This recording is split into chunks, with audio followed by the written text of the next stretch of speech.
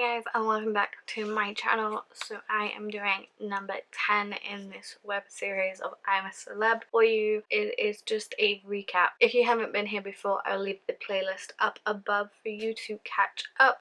But this is just a quick recap of what happens in the episodes, the most important things, the atmosphere, the campmates, and the trials, and dingo dollar challenges, any sort of friendships that are appearing, drama, etc., and my thoughts on it. So I have done the previous 9. They will all be in the iCard above, but they'll also be linked down below for you guys. And if you are new to my channel, then sadly my laptop broke, and so I am editing off an iPad when I am not with my main computer, so things are going a little bit slower on my channel right now. If you stick about, I promise that coming into the new year and Vlogmas, everything will be running better than it has been. I'm just kind of getting back into the swing of having to use my iPad. With that sadly long intro already out there, let's just get on into this video. So as we know, 9 of the 12 campmates had a roast dinner, and in the early hours of the morning, or at 4 o'clock onward, there were multiple trips from multiple campmates going to the bathroom, and the poor Dunny was certainly getting its usage. I have to admit, I feel bad for Ian, as he is in charge of making sure the Dunny is being well taken care of and rotated when needed. So there were a lot of jokes in the morning as people were going to and from the Dunny, making poop jokes honestly, and the smell, etc. And well, it can't be helped when you have rich food after not eating properly for over a week, probably longer. I think they are all starting to lag a little bit. I think they're certainly feeling it. They were all waking up a little bit later than they normally would. There was also tensions between James and Andy, because Andy wanted to know about the roast dinner, what they'd had, if they had a nice time, was it tasty, and of course James didn't want to upset anybody, and so asked that they stop talking about it because it wouldn't make anyone feel better, including Andy. And James, realizing that maybe he had been a little snappy or that it may have been taken the wrong way, he did go and talk to Andy about it, who was unfazed and said, no, it's fine, you're just being you, I get it. And it then came out about the smuggling of contraband, and there was a bit of talk about that, and of course they all played denial, and obviously they said that there was no proof, but we all know there was. Ian was not exactly discreet about eating it. And while we are talking about Ian, he got a photo of his wife during the care packages in the episode before, and he put it up on his bed and started a full-blown conversation with it. Let's just take a moment. Had a full-blown conversation as if picture was talking back to him. And then Ian went for a jog around camp, and then decided he wanted to go to the bathroom, and basically ran into the Dunny while Roman was in it. So Roman decided to scare Ian, and Ian did jump, and they had a good laugh about it. We also found out that Andrew would be doing the trial Arc of Agony, and he was the first person in this series to actually have to do a trial alone. So they were talking about it and how he wouldn't have anyone there for support and encouragement, but they all said he'd be fine and he'd get as many stars as he could. I'm going to talk about the 2 trials, well, the Dingo Dollar Challenge and the trial next, because everything tension-wise, drama, happened after the trial, so I just want to keep it in order. So talking about the Dingo Dollar Challenge, they had Kev's clocks. His wife had left and left Kev a ton of reminders and chores to do, walls and walls and walls of covered post-it notes, and basically they had to find the post-it note and figure out the times, and when they got the right times, the large father clock would open and give them the money so they could go get their treat.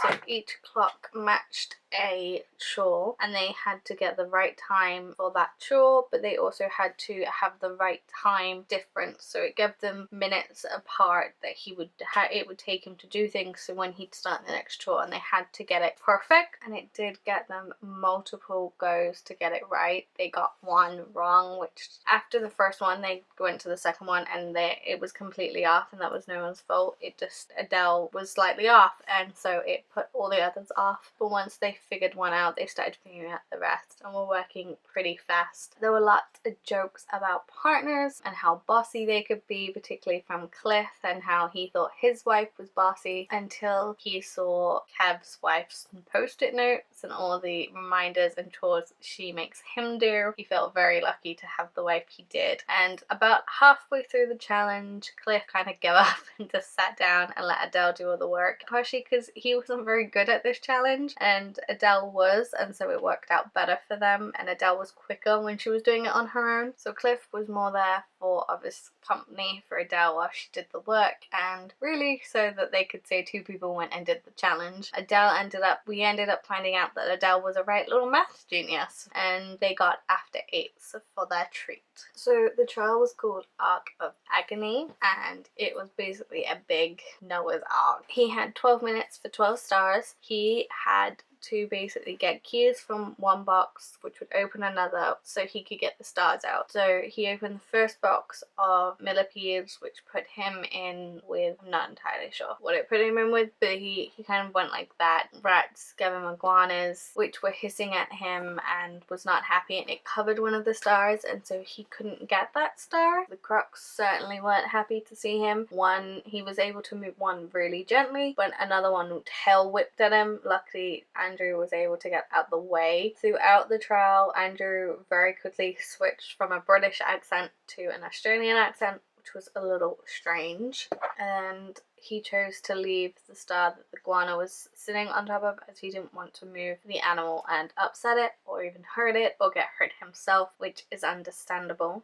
When he originally went in, he was asked if he wanted to do it, and he admitted he only wanted to do it because he wanted to stay out of camp for as long as possible. So I do think Andrew is getting a little bit bored in camp with very little to do, so it'll be interesting to see what happens when the public stop voting for them to do trials and they get to choose who does the trial. And obviously it'll be interesting to see how long Andrew stays in, because I think Andrew and Ian, I think the public have sort of this love-hate relationship with. He was super calm and confident basically the whole way through. He made me laugh when he entered the camel enclosure, talking to them, telling them what beauts they were heartbreakers. He was nervous of the camel that was stood up though when he went into the enclosure. That was one sat down and another kind of stood up. I wasn't too surprised. Andrew seemed to be calm. What we've seen him do, he manages pretty well. There was a point where he had a key for the crabs and he kept walking past them shouting, "Where's the crabs? Where the crab?" It was an interesting time, a very interesting time. And of course Ant had to make a joke when Andrew did finally find the crabs, saying that Andrew had crabs. And when he did finally find the crabs, he called himself stupid, which, let's be honest, we were all thinking because we were screaming at the TV that they were right in front of him. As for anything that was left, he did go into the snake enclosure. He did leave it till last. He only got the 1 star at that one, but I mean throughout the trial he did consider just skipping it altogether, and that was the last star he grabbed, and so he ran out, and when it came time to count them, instead of throwing them down like everyone else did, he got on his knees and was placing them down, and he got 10 out of 12 stars, which, considering it was the first trial he was completely on his own, I think he did an amazing job. And right before they let go, they asked what was the scariest part of the trial, and he said the camels and the iguana, because it was hissing at him and he wasn't entirely sure what to do with it and how to kind of interact with it and stay calm and move him safely, which is why he skipped trying to get the 2nd star that was underneath him, or her, whatever the iguana is. And that takes me to the drama of afterwards. So when Andrew got back, the first thing he did was go fill up his water bottle, and that's fine. He was obviously milking, telling them what stars he got, and again that was fine. Like, they all do it, they all lie, they all act and say that they got less, and then surprise everyone by saying they got more, and they do it with the Dingo Dollar Challenge. So that's not unusual in camp. So he starts telling them about the trial and what was going on, how there was 2 of everything and what he had to do, and everyone's super proud of him. They make lunch, and this is where drama ensues. So they make lunch, and Andrew says to Caitlin, "Look, it's hot, let's leave the dishes till later." Caitlin says, "No, you go take a nap, I'll just get someone else to help me." Andrew says, "We'll do it later, like let me nap and we'll do it after." Caitlin says to him, No, it's fine, you go nap, I'll do it." So he then gets up, and he doesn't go to nap. No. He goes off and walks off and starts singing and walking around camp for a while everyone finishes their dinner. their lunch. They get talking about it, and people aren't happy that he's come in with 10 stars and then decides he can slack off.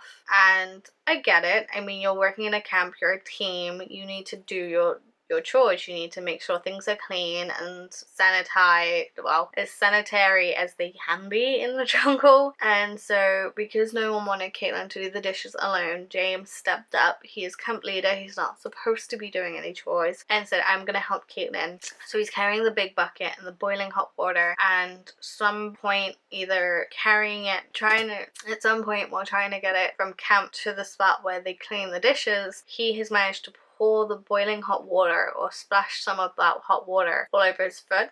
And so when Caitlin catches up with him from, I guess, wherever she was doing, letting James go up first, James informs her what he's done and has to go, and obviously to make sure it's okay. James fills in the other campmates as he goes past, and so Kate, Nadine and Roman go and help clean the dishes with Caitlin, because again, they don't want her to do it alone. And of course, this has left people with a little bit of a grumpy mood and a foul taste in their mouth. Even though Andrew has done the trial and got them 10 stars, he hasn't helped, and it's led to someone being hurt. And he was awake at this point. He actually opened his eyes when he found out James had got hurt, and instead of getting up and going and doing the chores that he was supposed to, he went back to sleep. I have to admit, I'm on everyone else's side and Ian's side on this, that Andrew should have just gone and did the chores and then taken the nap. Ian took the then clean dishes and took them and very loudly put them away to purposely wake Andrew up, and after a while, unable to take it anymore, Ian goes out and meets Andrew at her side and just says, hey, you know,